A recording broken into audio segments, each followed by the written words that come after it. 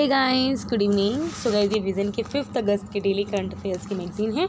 तो चलिए हम आज की फर्स्ट न्यूज़ स्टार्ट करते हैं। That is the cabinet approves continuation of central sponsored scheme for the fast track special courts. तो गाइस, ये जो हमारी न्यूज़ है पॉलिटी एंड गवर्नेंस में कवर होगी अंडर GS2। अभी क्या है, ये जो फास्ट ट्रैक स्पेशल कोर्ट्स की जो स्कीम चल रही है सेंट्रल स्पॉन्सर्ड है। सेंट्रल स्पॉन्सर्ड वो स्कीम है जिसमें सेंटर और स्टेट दोनों ही क्या करती है, कुछ प्रोपोर्शन में क्या करती है, फंडिंग करती है, फाइनेंशियल सपोर्ट करती हैं। फाइन। तो इस स्कीम को अगले 2 साल के लिए एक्सटेंड कर दिया। फाइन। तो इस स्कीम को एक्सटेंड कर दिया फॉर 2 ईयर और कब से कब, 1 अप्रैल 2021 से लेके 31 मार्च 2023 तक, जिसमें अभी हम कितना करोड़ रुपये से इसका बजट रखा है, 1572.86 करोड़। इसके अंदर जो सेंटर कितना फंड प्रोवाइड करेगा, 971 करोड़। और ये कहाँ से फंड दिया जाएगा, फ्रॉम द निर्भया फंड। इसके अलावा जो निर्भया फंड फ्रेमवर्क क्या है, वो क्या करता है, देखो नाम से आपको समझ में आ रहा होगा निर्भया फंड किससे रिलेटेड है। निर्भया फंड ये फंड है जो मेनली सेफ्टी और सिक्योरिटी ऑफ वुमेन के लिए दिया जाता है। और ये वो फंड होता है जो नॉन लैप्सेबल फंड है। मतलब कि जैसे कुछ फंड्स होते हैं ना जो बजट के द्वारा रिलीज़ की जाती है, तो 1 साल बाद वो लैप्स हो जाता है अगर वो जितना बचा होता है। लेकिन ये जो निर्भया फंड होता है वो लैप्स नहीं होता है, वो कंटिन्यू रहता है। और इसको एडमिनिस्टर कौन करता है, डिपार्टमेंट ऑफ इकोनॉमिक अफेयर्स। ठीक है, तो ये थोड़ा सा आपको पता होना चाहिए कि निर्भया फंड किसके द्वारा एडमिनिस्टर किया जाता है, डिपार्टमेंट ऑफ इकोनॉमिक अफेयर्स के द्वारा। इसके अलावा फास्ट ट्रैक स्पेशल कोर्ट्स है, ये डेडिकेटेड कोर्ट्स हैं जिसके अंदर हम क्या करते हैं, जो वुमेन है जो सेक्सुअल ऑफेंसेस से पीड़ित है, उनके विक्टिम्स को हम जल्दी न्याय देने की कोशिश करते हैं और अपना जो भी फ्रेमवर्क है सेक्सुअल ऑफेंडर से रिलेटेड उनको और ज़्यादा स्ट्रेंथन करते हैं। फाइन। इसको जो फास्ट ट्रैक स्पेशल कोर्ट्स है इसको इंट्रोड्यूस किया गया था किसके अंडर, क्रिमिनल लॉ अमेंडमेंट 2018, जिसके अंदर हमारा यही था कि जो भी रेप से रिलेटेड केसेस हैं या पोक्सो एक्ट के अंडर, ठीक है, प्रिवेंशन ऑफ चाइल्ड सेक्सुअल वगैरह के अंडर जो भी केसेस हैं उनको हम जल्दी डिस्पोज करें। फाइन। इसके अलावा अभी तक इस पर्पज़ के लिए 1023 जो फास्ट ट्रैक स्पेशल कोर्ट्स हैं वो सेटअप हो चुके हैं, जिसके अंदर 389 कोर्ट्स हैं वो स्पेसिफिक एक्सक्लूसिवली किसके लिए, पोक्सो एक्ट केसेस के लिए, मतलब चिल्ड्रन से रिलेटेड है। फाइन। हर एक जो फास्ट मतलब कि जो कोर्ट होती है इसके अंदर एक जुडिशियल मेंबर होते हैं और 7 स्टाफ मेंबर्स होना है। देखो अगेन वेरी इंपॉर्टेंट, आपको इनके कुछ कंपोजिशन के बारे में पता होना चाहिए। इसके अलावा कौन फास्ट ये ट्रैक कोर्ट को सेटअप करेगी, वो सब सारी रिस्पॉन्सिबिलिटी उस पर्टिकुलर स्टेट गवर्नमेंट की और यूनियन टेरेटरी गवर्नमेंट की। फाइन। करंटली के 28 स्टेट्स हैं, तो ये हमारा प्रपोज के दे रहा है कि हमें जल्दी से जल्दी 31 स्टेट्स में इसको कवर करना है जो एलिजिबल है इस स्कीम को ज्वाइन करना है। ठीक है, अब आपको पोक्सो एक्ट के बारे में पता होना चाहिए। वेरी इंपॉर्टेंट मतलब वेरी इंपॉर्टेंट। फाइन। वैसे तो ये जो न्यूज़ है हमारी सोशल इश्यूज़ के अंदर भी कवर हो सकती है। फाइन। पोक्सो एक्ट का 2012 का है, that is the protection of children from the sexual offences. देखो ये इसलिए एक्ट हुआ था ताकि हम बच्चों को प्रोटेक्ट कर सकें from offences of sexual assault या फिर सेक्सुअल हरेसमेंट, या फिर बच्चों को पोर्नोग्राफी में इन्वॉल्व ना करें, या फिर उनके लिए इसलिए स्पेशल कोर्ट्स का एस्टेब्लिश किया गया था। फाइन। इस एक्ट को 2019 में अमेंड किया गया था जिसके हमने काफ़ी और ज़्यादा प्रोविजंस को ऐड किया, सो दैट अगर कोई इनको ऑफेंड करता है उनके लिए जो पनिशमेंट उसको और ज़्यादा स्ट्रिक्ट की गई। फाइन। नेक्स्ट न्यूज़ है, India and World Bank sign deal on the second dam rehabilitation and the improvement project DRIP second. तो गाइस ये जो हमारी न्यूज़ है इंफ्रास्ट्रक्चर दैट इज इकोनॉमी में कवर होगी। देखो गाइस क्या है, अभी क्या है, बहुत पुराने जो हमारे डैम्स हो गए वो बहुत डैम्स पुराने हो गए, 50 से 70 साल पुराने हो गए, तो इसलिए उनको क्या किया जा रहा है, या तो रिहेबिलिट किया जाएगा या उनको इम्प्रूव किया जाएगा। तो इससे रिलेटेड एक प्रोजेक्ट चल रहा है। तो ये क्या $250 मिलियन का प्रोजेक्ट है जिसका एम किया डैम की सेफ्टी और रेजिलियंस को स्ट्रेंथन करेंगे। और ये जो प्रोजेक्ट का एग्रीमेंट हुआ है वो गवर्नमेंट ऑफ इंडिया में हुआ है, सेंट्रल वाटर कमीशन और गवर्नमेंट रिप्रेजेंटेटिव, जिसके अंदर 10 स्टेट का करिए पार्टिसिपेट करिए और वर्ल्ड बैंक। ठीक है, तो ये आपको पता होना चाहिए किस किस के बीच में, government of India, central water commission, water bank और साथ में हमारी इंडिया की 10 स्टेट की गवर्नमेंट रिप्रेजेंटेटिव्स के साथ हुआ है। इसके अंदर जो है जो नेशनल एजेंसी इस प्रोजेक्ट के वो कौन है, central water commission. Again very important from prelims point of view, आपको पता होना चाहिए कि ड्रिप प्रोजेक्ट की कौन सी नेशनल एजेंसी है, that is the central water commission. Objective क्या है इसका, जो पार्ट सेकेंड है, सबसे पहले हम क्या करेंगे, डैम के जो एसेट मैनेजमेंट है उसको हम किस तरह से रिस्क से बचा सके उस अप्रोच को यूज़ करेंगे, सो दैट हम क्या कर सके, जो भी हमारे फाइनेंशियल रिसोर्सेज हैं उनको हम इफेक्टिवली एलोकेट कर सके डैम सेफ्टी को ध्यान में रखते हुए। इसके अलावा हम डैम सेफ्टी गाइडलाइंस को बिल्ड करेंगे और ग्लोबल एक्सपीरियंस को भी इसमें लेके आएंगे। फाइन। और डिफरेंट कंट्रीज में क्या प्रैक्टिसेस चल रही हैं उनको हम अडॉप्ट करेंगे और वही इंप्लीमेंट करेंगे। फाइन। फ्लड फोरकास्टिंग सिस्टम और जो भी हमारे इंटीग्रेटेड रिजर्वर ऑपरेशन है उनको और ज़्यादा हम स्ट्रेंथन करेंगे। इसके अलावा हम इमरजेंसी एक्शन प्लान्स को प्रिपेयर करेंगे, सो दैट जो वल्नरेबल एरियाज है वहाँ पर हम ज़्यादा से अच्छा ध्यान दे सकें। इसके अलावा हम ये देखेंगे कि उस पर्टिकुलर डैम से हम और कहाँ से रेवेन्यू जनरेट कर सकते हैं, व्यू हम देखेंगे। Fine. Using supplementary revenue generation scheme such as the floating solar panel, मतलब कि वहाँ पे हम सोलर पैनल लगा सकते हैं सो दैट वहाँ से एडिशनल इनकम प्रोवाइड हो सके। ड्रिप के बारे में हम देख लेते हैं। ये वर्ल्ड का लार्जेस्ट डैम मैनेजमेंट प्रोग्राम है। इसके अंदर हमने क्या करना है, 223 डैम प्रोजेक्ट्स को हमें क्या करना है, रिहेबिलिट करना है, इंप्रूव करना है, जिसको 2018 में अगले 2 साल के लिए और एक्सटेंड कर दिया था। इसका ऑब्जेक्टिव यही था कि हमने कुछ सिलेक्टेड डैम्स हैं उनकी सेफ्टी और परफॉर्मेंस को क्या करना है, इंप्रूव करना है, और साथ में जो इंस्टीट्यूट हैं जो उनको डील करते हैं उनको भी हमने स्ट्रेंथन करना है। फाइन। और ये स्टार्ट हुआ था वर्ल्ड बैंक की असिस्टेंस के साथ, जब उन्होंने $437.5 मिलियन असिस्ट मतलब कि डोनेट किए थे, एलोकेट किए थे 6 सालों के लिए। फाइन। इंडिया का जो रैंक है वो ग्लोबली 3rd है, जिसके इंडिया में ऐसे कितने डैम्स हैं, 5,334 लार्ज डैम्स हैं, जिसके storage capacity near about 300 billion cubic metre. ठीक है, तो इंडिया का जो रैंक है वो 3rd है all over the world. Next है कैबिनेट अप्रूव्स कंटिन्यूशन ऑफ समग्र शिक्षा scheme for school education for the 5 years. तो गाइस ये जो न्यूज़ है सोशल इश्यूज में कवर होगी आइदर अंडर GS1 और GS2। अभी क्या गाइस ये जो स्कीम थी वो 2018 में लॉन्च हुई थी और इसको एक्सटेंड कर दिया था 1 अप्रैल 2021 से लेके 31 मार्च 2026 तक। समग्र शिक्षा स्कीम एक इंटीग्रेटेड स्कीम है जिसके अंदर हम क्या करेंगे, स्कूल एजुकेशन प्रोवाइड करेंगे बच्चों को entire gamete from pre school से लेके क्लास 12 तक। फाइन। ये स्कीम क्या करेगी, स्कूल एजुकेशन को ट्रीट करेगी एज अ कंटिन्यू, मतलब कि जरूरी है, और क्योंकि हमारे जो सस्टेनेबल डेवलपमेंट गोल है एजुकेशन फॉर ऑल उसको अचीव करने के लिए इसके अंदर हमने समग्र शिक्षा स्कीम के अंदर 3 स्कीम्स को हमने सबसम किया था। एक था सर्व शिक्षा अभियान, राष्ट्रीय माध्यमिक शिक्षा अभियान और टीचर एजुकेशन। ठीक है, तो इन तीनों स्कीम को हमने सबसम किया था, याद रहना चाहिए। इस स्कीम को इंप्लीमेंट किया जा रहा है, अगेन सेंट्रल स्पॉन्सर्ड स्कीम है ये, मतलब कि सेंटर और स्टेट दोनों मिलकर इकट्ठी फंडिंग कर रहे हैं in partnership with state and union territory government. Scheme ने जो सेकेंड एडिशन है वो इफेक्टिवली क्या करेंगे, इसमें और ज़्यादा इसमें हम इन्वॉल्व करेंगे वेरियस मिनिस्टर्स को, डेवलपमेंटल एजेंसीज को of central and state government. इसके अलावा हम वोकेशनल एजुकेशन दैट इज़ आपको प्रैक्टिकल एजुकेशन दे रहे हैं, ट्रेनिंग प्रोवाइड करें किसी पर्टिकुलर इंडस्ट्री में या फिर कंपनी में, तो इसको एक्सपेंड करेंगे और ये किसके साथ मिलकर करेंगे, with the ministry of skill development and entrepreneurship, और कुछ और मिनिस्टर्स की हम हेल्प करेंगे सो दैट हम स्किल भी प्रोवाइड कर सकें बच्चों को, मतलब कि सिर्फ थ्योरेटिकल नॉलेज से बढ़कर हम थोड़ा बच्चों को ट्रेनिंग भी प्रोवाइड करें। एग्जिस्टिंग जो इंफ्रास्ट्रक्चर है स्कूल्स का, ITIs हो गया। ठीक है, ITIs आपको पता है जहाँ पे बच्चे 10th के बाद ITI करते हैं, जिसमें आप 1 साल या 2 साल के कोर्स करते हो। ठीक है, कोई भी मैकेनिकल का या फिर लाइक है ना किसी भी इलेक्ट्रीशियन इस तरह का करते हो। ठीक है, पॉलिटेक्निक्स उनको उनके इंफ्रास्ट्रक्चर को यूज़ किया जाएगा और उनकी फैसिलिटीज़ को ऑप्टिमम यूटिलाइज किया जाएगा। सिर्फ उन्हीं बच्चों, सपोज करो अगर कोई ITI बना हुआ है, पॉलिटेक्निक कॉलेज बना हुआ है, तो उसको सिर्फ उसकी वर्किंग आवर्स में ही जब बच्चे आते हैं उसी के वक्त यूज़ ना करके उसके अलावा भी हम बच्चों उसके लिए यूज़ करेंगे जो बच्चे अभी स्कूल नहीं जाते हैं। Fine. 4 out of the school children. Next news है bank use asset reconstruction companies to park the non performing asset, parliamentary standing committee on the finance. तो गाइस ये जो हमारी न्यूज़ इकोनॉमी में कवर होगी, मैंने आपसे एक बार पहले डिस्कस किया था एसेट रिकंस्ट्रक्शन कंपनी क्या होती है। देखो एसेट रिकंस्ट्रक्शन कंपनी क्या होती है, सपोज करो बैंक है, बैंक ने लोन दिया 1 करोड़ का लोन दिया और अब उसको 1 करोड़ पे वापस नहीं मिल रहा, ना ही उसका जो लो उसके ऊपर इंटरेस्ट अमाउंट है वो नहीं दे पा रही कोई भी कंपनी। ठीक है, सपोज करो मैंने 1 करोड़ का लोन लिया और मैं उसको नहीं चुका पा रही, तो बैंक का वो पैसा 3 महीने के बाद क्या होगा, वो NPA में बदल जाएगी। अब एसेट कंस्ट्रक्शन कंपनीज क्या होती हैं, ये बैंक्स की हेल्प करते हैं। वो एक तरह की फाइनेंशियल इंस्टीट्यूशन होती हैं जो बैंक का जो डेप्ट है 1 करोड़ पे वो उसको खरीद लेते हैं एक म्यूचुअल एग्रीमेंट, मतलब कि 1 करोड़ की जगह 80 लाख पे उन्होंने एग्री कर लिया और फिर वो क्या करती है एसेट कंस्ट्रक्शन कंपनी वो 80 लाख रुपए बैंक को दे देगी और फिर अब वो कंपनी खुद अटैम्प्ट करेगी उस डेप्ट को रिकवर करने की फ्रॉम दैट पर्टिकुलर इंडिविजुअल या फिर कोई भी कंपनी। ठीक है, ये अब आपको समझ में आ जाना चाहिए।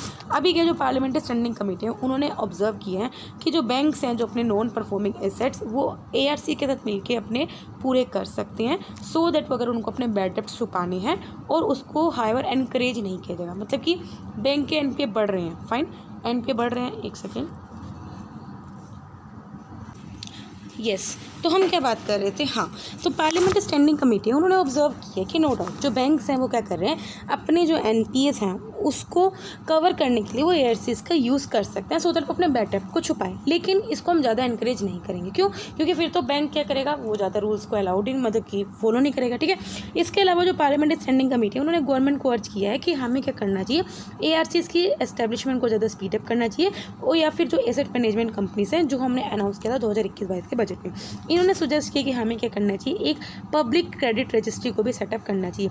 अभी जो पब्लिक क्रेडिट रजिस्ट्री होगी वो एक तरह का क्या करेगी, पूरी इन्फॉर्मेशन बताएगी, इस पर बाद पूरा डाटा होगा कि कौन से बोरर को कितना क्रेडिट देना है, इसका सारा होगा इन्फॉर्मेशन जो सभी जो लैंडिंग इंस्टीट्यूशंस हैं वो ले सकते हैं। मतलब कि सपोज करो अब उसके बाद पूरा डाटा होगी कौन बंदा है, उसने कब कब कितना पैसा उधार पे लिया और उसने कितना चुकाया। अब आपको जब उसकी पहली हिस्ट्री पता होगी तो आपको पता चल जाएगा कि इसको मैं अब दोबारा लोन का पैसा दूँ या ना दूँ। ठीक है, तो क्रेडिट हिस्ट्री के अकॉर्डिंग आप उसको ये डिसीजन, ठीक है, तो ये काम करेगी पब्लिक क्रेडिट रजिस्ट्री। ARCs क्या होता है मैं ऑलरेडी आपको बता चुकी हूँ। अब हम जरा देखते हैं, नरसिम्हा कमेटी फर्स्ट आई थी 1991 में, जिन्होंने बोला था कि एक सेंट्रल एसेट रिकंस्ट्रक्शन फंड होना चाहिए। उसके अलावा जो नरसिम्हा कमेटी द्वारा बैठी थी 1998 में, तब उन्होंने बोला था कि हाँ ARCs को हमें सेटअप करना चाहिए। ARCs RBI के साथ रजिस्टर्ड होते हैं, वेरी इंपॉर्टेंट, किसके अंडर, सरफेसी एक्ट 2002 के अंडर। और RBI क्या करती है, ARC को रेगुलेट करती है एज एन NBFC। तो आपको पता नहीं चाहिए ARCs और कुछ नहीं है, वो एज ए NBFC है। बेनिफिट्स क्या है ऑलरेडी बता चुकी हूँ। ये क्या करती है, जो बैंक्स का बैड लोन्स है उनकी बैलेंस शीट को क्लियर करती है under a single exclusive entity. इसके अलावा रेगुलर जो बैंकिंग ऑपरेशंस होते हैं वो बैंक्स के अफेक्ट नहीं होते due to the help of ARCs, fine, क्योंकि वो उनकी बैलेंस शीट क्लीन रखती है। इसके अलावा वो एंटरप्रेन्योर का कॉन्फिडेंस भी बूस्ट रखती है, फाइन। नेक्स्ट न्यूज़ है, governor power under the article 161 of the constitution are not restricted by the section 433A criminal procedure code supreme court. तो कहीं थी जो हमारी न्यूज़ है किसके अंडर कवर होगी, पॉलिटियन गवर्नेंस के अंडर कवर होगी। अभी क्या हरियाणा वर्सेस राजकुमार केस में सुप्रीम कोर्ट ने बोला है कि वेदर जो स्टेट गवर्नमेंट्स हैं उनके पास पॉलिसीज़ हैं कि क्या वो पार्डन कर सकते हैं उस कन्विक्ट्स को, रिलीज़ कर सकती हैं them early irrespective of the crime से कमिटेड, फाइन। मतलब कि आपको पता है वैसे तो प्रेसिडेंट के पास ही होती है कि मौत की सज़ा को पार्डन करने की, ठीक है, लेकिन स्टिल इस केस के अंदर सुप्रीम कोर्ट एग्जामिन कर रही है कि क्या स्टेट गवर्नमेंट के पास ऐसी कोई पॉलिसीज़ हैं जिसके थ्रू वो पार्डन कर सकती हैं किसी भी कन्विक्ट को या फिर उन्हें सज़ा से पहले छोड़ सकती हैं, फाइन। सेक्शन 433 जो क्रिमिनल प्रोसीजर, क्योंकि ये जो पावर है वो किसके पास होती है, गवर्नर के पास होती है, फिर प्रेसिडेंट के पास होती है, फाइन। सेंट्रल लेवल पे प्रेसिडेंट के पास होती है, स्टेट गवर्नमेंट पे किसके पास होती है, गवर्नर के पास होती है। तो इन्हें पूछ रही है कि क्या स्टेट गवर्नमेंट के पास ऐसी पावर है, वो इसको एग्जामिन कर रहे हैं। तो क्रिमिनल प्रोसीजर कोड का सेक्शन 433A ये बोलता है कि हम क्या कर सकते हैं, अगर किसी कन्विक्शन पे, ठीक है, अगर किसी बंदे को लाइफ इम्प्रिजनमेंट मिली है तो उसके सस्पेंड कर सकते हैं for an offence for which death is one of the punishment provided by life, such person shall not be release from the prison unless he has served at least 14 years of imprisonment. मतलब simple बात ये है, अगर देखो death penalty है तो आप नहीं छोड़ सकते, लेकिन हाँ अगर लाइफ इम्प्रिजमेंट है तो आप उसको जब तक उसने 14 साल अपनी सज़ा की पूरी नहीं कर ली तब तक आप उसको नहीं छोड़ सकते, ठीक है। तो ये कहीं ना कहीं कह रही है कि स्टेट की पावर को रेस्ट्रिक्ट कर रही है to suspend the sentence of imprisonment for life of such convicts, fine. ये ऐसा कहना है। इस पे सुप्रीम कोर्ट ने बोला है कि जो स्टेट गवर्नमेंट है उनके पास पावर है कि वो रिमिशन ऑफ सेंटेंस को ग्रांट कर सकते हैं, तब कर सकते हैं अगर वो 14 साल की इम्प्रिजनमेंट पूरी कर चुका है, पता है। मतलब गवर्नर के पास पावर है लेकिन स्टेट गवर्नमेंट के पास पावर तभी है अगर वो पर्टिकुलर बंदा 14 साल की सज़ा को पूरी कर चुका हो तो वो कर सकता है, फाइन। तो पहले हमने स्टेट गवर्नमेंट का क्या कहना है वो समझ लिया, फिर सुप्रीम कोर्ट ने क्या बोला वो समझ लिया। लेकिन अगर इम्प्रिजनमेंट 14 साल से कम की है तो जो रिलीज़ है वो फिर सब गवर्नर ही करेगा अंडर आर्टिकल 161, फाइन। और वो किसके कहने पे, on the advice of state, fine. Article 161 के अंडर गवर्नर के पास पावर है कि वो पार्डन, रिप्रीव, रिस्पाइट, रेमिशन ये सब कर सकता है, इवन की सज़ा को सस्पेंड भी कर सकता है, रेमिट मतलब थोड़ी कम कर सकता है, कम्यूट मतलब उसकी नेचर को चेंज कर सकता है, फाइन। नेक्स्ट न्यूज़ है 50% funds, 50% funds allocated for ongoing MPLADs project remain unused at the end of fiscal। तो गाइस ये जो न्यूज़ है हमारी अगेन पॉलिटिकल गवर्नेंस में कवर होगी। अब हम सबसे पहले ये पढ़ते हैं MPLADS है क्या। देखो गाइस हर एक MP है उसको एक फ़ंड मिलता है कि अपने वो लोकल एरिया में डेवलपमेंट कर सके, तो इसी फंड का नाम होता है member of parliament local area development scheme, fine. और इसी के अंडर उनको फंड मिलता है। सबसे पहले हम इसके बारे में पढ़ते हैं। ये जो फंड होता है ये सेंट्रल सेक्टर स्कीम के अंडर फॉर्मुलेट हुआ था 1993 में, जिसके अंदर जो हर एक MP है वो क्या करता है अपने कॉन्स्टिट्यूएंसी में कुछ डेवलपमेंटल वर्क को रिकमेंड कर सकता है, फाइन। इसके अलावा जो एनुअल मतलब अब इनको 1 साल का फंड मिलता है लेकिन वो फंड नॉन लैप्सेबल होता है, वेरी इंपॉर्टेंट, मतलब वो 1 साल बाद डिसॉल्व नहीं होता है, ठीक है। और हर एक MP को अपनी कॉन्स्टिट्यूएंसी में डेवलपमेंट के लिए 5 करोड़ रुपये मिलते हैं। इनिशियली किसके अंडर आता था, मिनिस्ट्री ऑफ रूरल डेवलपमेंट के लिए, लेकिन फिर बाद में इस फंड को किसके अंडर रख दिया गया, ministry of statistics and programme implementation. देखो भाई very important from prelims point of view. सबसे पहले MPLADS के बाद पता होना चाहिए 1993 में आया था। किस मिनिस्ट्री के अंदर फ़िलहाल है और पहले भी था, वो भी पता होना चाहिए। और ये नॉन लैप्सेबल फंड है, 5 करोड़ रुपये मिलते हैं। फाइन। तो अभी क्या है, हाँ, अब हम बढ़ते हैं इसमें न्यूज़ में क्या था। अभी क्या जो स्टैंडिंग कमेटी ऑन फाइनेंस है, उन्होंने मिनिस्ट्री ऑफ फाइनेंस से पूछा है कि आपने एक फ़ंड जो रिलीज़ किया है MPLADS के लिए, वो 1 हफ्ता पहले किया है 2020-21 का फाइनेंशियल ईयर एंड होने से पहले, जिसकी वजह से क्या है, जो पहले जो अनयूज फंड्स हैं उनको अगले साल के लिए कैरी फॉरवर्ड किया जाएगा। फाइन। इससे पहले गवर्नमेंट ने क्या किया था, ये बोला था कि अभी जो फंड है वो हम अगले 2 साल नहीं देंगे किसी भी MP को, और बोला था ये जो पैसे हम वो कोविड को मैनेज करने के लिए यूज़ करेंगे। पर ये फंड की वजह से क्या किया है, सेवरल जो लोकल डेवलपमेंट प्रोजेक्ट्स हैं वो हिट हुए हैं। मतलब कि पहले बोला था कि हम तो नहीं देंगे, लेकिन अभी 1 हफ्ता पहले आपने दे दिया, तो इसकी वजह से क्या होगा, जो और डेवलपमेंट प्रोजेक्ट चल रहे हैं वो कहीं ना कहीं उनको दिक्कत होगी। वे under implementation across the country. अब इनकी फंक्शनिंग क्या होती है, हर एक जो लोकसभा का जो इलेक्टेड मेंबर होता है वो अपने अपने कॉन्स्टिट्यूंसी में बता सकते हैं क्या वर्क में इसको पैसे को यूज़ करना है। कहीं अगर आपको वाटर फैसिलिटी प्रोवाइड करनी है, या रोड्स बनाना है, या फिर सैनिटरी से रिलेटेड जो करना है। जो राज्यसभा का इलेक्टेड मेंबर होता है वो भी अपने डिस्ट्रिक्ट, अपनी स्टेट के डिस्ट्रिक्ट में रिकमेंड कर सकता है वर्क। जो राज्यसभा और लोकसभा दोनों के जो नॉमिनेटेड मेंबर्स होते हैं वो कंट्री के किसी भी में रिकमेंड कर सकते हैं। तो कहीं इतना आपको पता होना चाहिए। आपको पता है आपकी कॉन्स्टिट्यूंसी तो जो MP सेलेक्ट होता है, तो वो MP सिर्फ उसी कॉन्स्टिट्यूंसी में काम के लिए, डेवलपमेंट वर्क के लिए कर सकते हैं। फाइन। लेकिन जो राज्यसभा लोकसभा के जो नॉमिनेटेड मेंबर्स होते हैं वो कहीं भी कर सकते हैं। फाइन। इसके बाद राज्यसभा का जो इलेक्टेड मेंबर होता है वो अपनी पर्टिकुलर किसी भी स्टेट, जिस स्टेट से वो इलेक्टेड है उसके किसी भी डिस्ट्रिक्ट में कर सकते हैं। फाइन। अब हम बढ़ते हैं अपनी छोटी छोटी न्यूज़ पे। पहली न्यूज़ है हमारी national mission on the edible oil palm. अभी क्या ये रिपोर्ट किया गया है, that is national mission on edible oil palm. इन्होंने रिसेंटली अप्रूव किया कैबिनेट के द्वारा, जिसकी वजह से हम चाहते हैं कि हम डोमेस्टिकली जो पाम ऑयल की प्रोडक्शन है उसको इंक्रीज़ करें। इसका टारगेट है कि हमें अपनी जो डोमेस्टिक प्रोडक्शन है उसको जो करंट 3 लाख टन है उससे बढ़ा के 11 लाख टन करनी है 2025-26 से। इससे क्या होगा, जो इंडिया डिपेंडेंट है इम्पोर्ट पे वो रिड्यूस होगा। India near about 133.5 lakh ton edible oil को इम्पोर्ट करता है 2020-21 में अपनी डोमेस्टिक रिक्वायरमेंट को पूरा करने के लिए। फाइन। मतलब कि हम नियर अबाउट 56% ऑयल को इंपोर्ट करते हैं। नेक्स्ट है repurchase option for the sovereign gold bond. काफ़ी बार पढ़ा है, सोवरेन गोल्ड बॉन्ड का एक गवर्नमेंट सिक्योरिटीज होती हैं जो ग्राम गोल्ड में डिनोमिनेट। सपोज करो गवर्नमेंट क्या करती है, बॉन्ड इशू करती है। बॉन्ड क्यों इशू करती है, अगर उसको सपोज करो गवर्नमेंट को 1 करोड़ रुपये की जरूरत है तो वो बॉन्ड इशू कर देगी। ठीक है, आप बॉन्ड खरीद लो और 1 करोड़ रुपये दे दो। फाइन। सोवरेन गोल्ड बॉन्ड में क्या होगा, जो गवर्नमेंट जो बॉन्ड इशू करेगी वो उसको आप सिर्फ गोल्ड के ही खरीद सकते हो। ठीक है, 1 करोड़ रुपये अगर करें तो आप 1 करोड़ रुपये का सोना दो और आप ले लो। फाइन, ऐसा होता है। फाइन। तो गवर्नमेंट सिक्योरिटीज होती है जो गोल्ड में डिनोमिनेट होती है। इन्वेस्टर को क्या करना होता है, जो इशू प्राइस होता है वो कैश में पे करना होता है, और बॉन्ड को आप मैच्योरिटी में कैश में ही ले सकते हो। ये बॉन्ड इशू किया जाता है RBI के द्वारा, very important, on the behalf of government of India. RBI क्या कर रही है, अभी एक रीपर्चेज ऑप्शन रख रही है जो बंदा इन्वेस्ट करता है सोवरेन गोल्ड बॉन्ड में। ठीक है, और जिसने 5 साल कंप्लीट कर लिया। अब इनके पास ऑप्शन होगा कि वो रीपर्चेज करना चाहते हैं या फिर अपने जो शेयर्स हैं उनको बेचना चाहते हैं या उसको होल्ड ऑन करना चाहते हैं आफ्टर 8 ईयर, वो उनकी खुद की मर्जी है। फाइन। नेक्स्ट है highest motorable road in the world. अभी क्या है, जो बॉर्डर रोड ऑर्गेनाइजेशन है हमारा इंडिया का, उन्होंने एक रोड बनाई है कहाँ पे, उमलिंगला पास, जिसका एल्टीट्यूड है 19,300 फीट। जो पहला जो रिकॉर्ड था इंडिया का नहीं था, वो बोलीविया का था, जिसकी हाइट थी 18,953 फीट। तो इसके रिकॉर्ड को इंडिया ने क्या कर दिया, बीट कर दिया। ठीक है, ये कहाँ पे, सियाचिन ग्लेशियर के भी ऊपर है। ठीक है, सियाचिन ग्लेशियर का जो हाइट है वो 17,700 फीट है, और अभी जो पास पे बना है वेरी इंपॉर्टेंट 19,300 फीट है।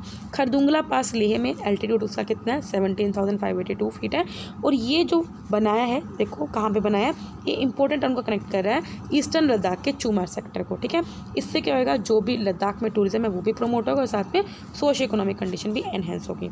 नेक्स्ट है इंडिजीनियस एयरक्राफ्ट का रियर, दैट इज़ विक्रांत, उसने अपना सी ट्रायल स्टार्ट कर दिया। अब इसको डिज़ाइन किसके द्वारा किया, वेरी इंपॉर्टेंट, इंडिया का जो नेवी डायरेक्टरेट है, नेशनल नेवल डिज़ाइन, कहाँ पे डिज़ाइन किया गया, एट कोचिन शिपयार्ड लिमिटेड, जो कि एक पब्लिक सेक्टर शिपयार्ड है, किसके अंडर, मिनिस्ट्री ऑफ शिपिंग के अंडर।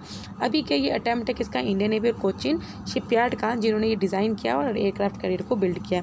इसके बिल्ड होने के बाद इंडिया ने क्या किया, उन नेशन को, ग्रुप को ज्वाइन किया है जिसके पास अपनी कैपेबिलिटी है, इंडिविजुअल कैपेबिलिटी है कि वो इस तरह के एयरक्राफ्ट कैरियर को बिल्ड कर सकते, क्योंकि इंडिया ने खुद बिल्ड कर लिया।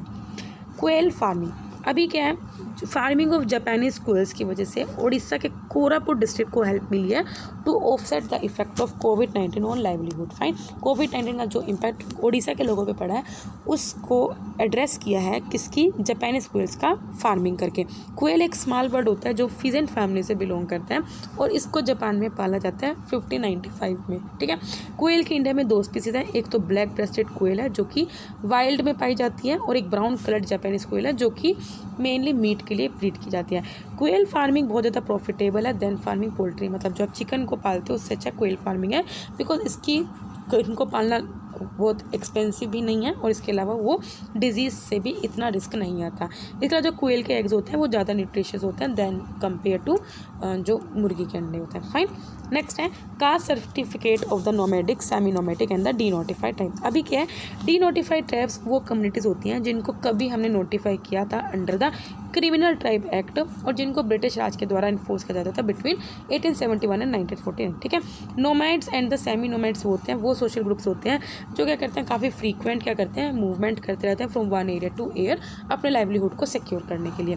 इनको जो ऐसी नोमैडिक, सेमी नोमैटिक या डी नोटिफाइड टाइप कम्युनिटीज़ को कास्ट सर्टिफिकेट ऑलरेडी इंक्लूड किया जाता है किसके अंडर, SC ST OBC कैटेगरीज में are valid for benefit given to, और इनको वही बेनिफिट्स मिलेंगे जो SC ST OBC को मिलते हैं। फाइन, लास्ट यूज़ है draft rules for the road accident. अभी क्या ये जो रूल्स हैं वो क्या करेंगे, उन लोगों को प्रोवाइड करेंगे जो hit and run accident, suppose करो जैसे सलमान खान वाला था, ठीक है, उड़ा और भाग गए, तो उन विक्टिम्स को क्या करेंगे, कंपनसेशन प्रोवाइड करेंगे। और इसमें आप क्या कर सकते हो, 12,500 से 50,000 रुपये तक का कंपनसेशन ले सकते हो अगर आपको कुछ चोट पहुँचे, गहरी चोट पहुँचे। लेकिन अगर आप डेथ हो गई है तो आपको 25,000 से लेकर 2 लाख रुपये तक का कंपनसेशन मिलता है। ये स्कीम क्या करेगी, जो पहले 16 TM स्कीम 1989 की थी उसको सुपरसीड कर दिया। गवर्नमेंट ने एक मोटर व्हीकल एक्सीडेंट फंड को भी सेटअप किया है जिसको यूज़ किया जाएगा, जिसमें आप एक्सीडेंट विक्टिम्स को कंपनसेशन या ट्रीटमेंट प्रोवाइड करोगे। मिनिस्टर ने प्रपोज किया कि क्या किया जाएगा, रोड एक्सीडेंट्स के जो भी होते हैं, ठीक है, या डिटेल्ड एक्सीडेंट रिपोर्ट, उनमें एक डिटेल इन्वेस्टिगेशन हुआ करेगी, क्या प्रोसीजर करेगा उसको फ्रेमवर्क किया जाएगा और साथ में इन रिलेटेड जो भी क्लेम्स होते हैं, ठीक है, उनको जल्दी से जल्दी डिस्पोज किया जाएगा। फाइन, तो क्या यहाँ पे मेरे डेली करंट अफेयर्स कंप्लीट होते हैं। अगर आपको वीडियो पसंद आए तो लाइक करना, कोई डाउट तो कमेंट करना। तब तक ले बाय बाय, टाटा।